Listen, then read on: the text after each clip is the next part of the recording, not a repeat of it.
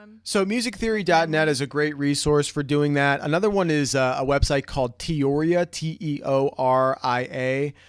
We'll provide those links somewhere in the description or something like that. So something on Teoria, which is great, is something called rhythmic dictation. That's a college word, I think. College music word. Rhythmic dictation. Have you heard of that word? Of course. Okay, I figured you did. Rhythmic dictation. So what is rhythmic dictation? What is rhythmic dictation mean to you? Or what is that? It's you just have to figure out the rhythm. Yeah, basically what it is. Go ahead. Well, they're testing. So in college, for Matt and I, we both went to school for music, and for the undergraduate degree, you have to train your listening, and so part of it is to train your rhythm. So actually, all of my students here in my class, I do train my students with their ear training. So rhythmic dictation, that will be part of the ear training.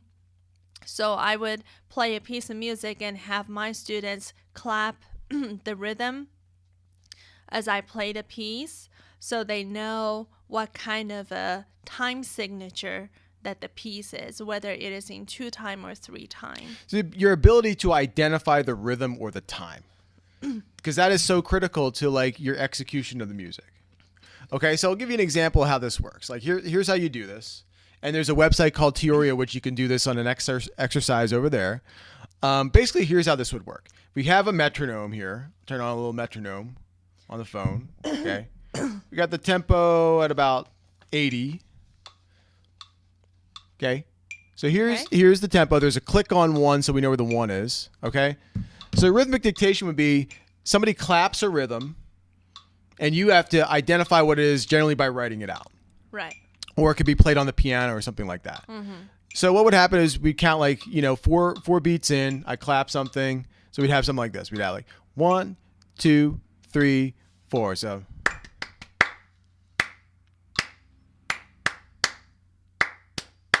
you want to hear it again? No, I think I got it. What did you get?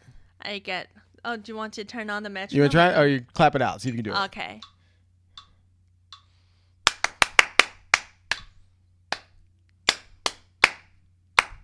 Very close, very close. I think I remember what it is. I'm going to try it one more time. You almost got it. So it'll be 1, 2, 3, 4.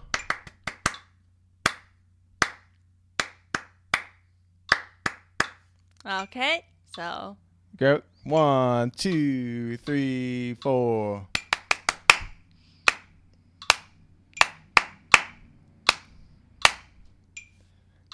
Close, but I think the second bar you had right the first time. Anyway, the point is, like, what would happen is, so somebody's playing a rhythm, and you would actually write this out in time. There's some methods to go about that. Mm-hmm. Okay. Yeah. All right. So I believe what I clapped was 1 and a 2, 3, 4, 1 and 2, 3 and 4. Oh, did you do 3 and 4? I think I did, but I would have it written out just to make sure. I think it was too long. Usually you would just do maybe 2 measures or something. That was 2 measures. Was it? Yeah. Or, okay, so maybe you could just do 1 measure. Okay, yeah, so you start off more simple in the beginning. But the idea is, and actually that rhythm shouldn't be too bad. Right? Let's say we do, like, if you did something more complex, if I remember it.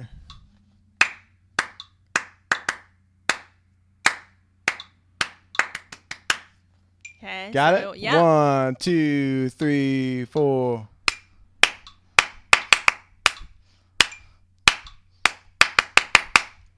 Something like that. I think I did 1 and 3 4. 1 and 3 and 4.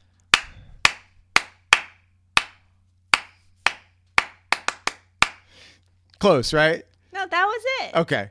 But fair enough. So anyway, the point is like just being able to interpret those rhythms and play them back. So if you guys go to teoria.com, there's some exercises that you can work on that. And it starts more basic than that. Maybe just half notes, quarter notes, things like that.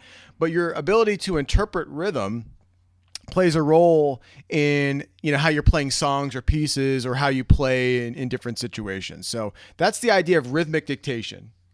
A rhythm is played, and the dictation is it being played, and then you would write it out. So there's different methods and ways to go about that, but that helps your ear and your timing. Okay, so that's another way that you can work on your music theory, which is your rhythmic understanding.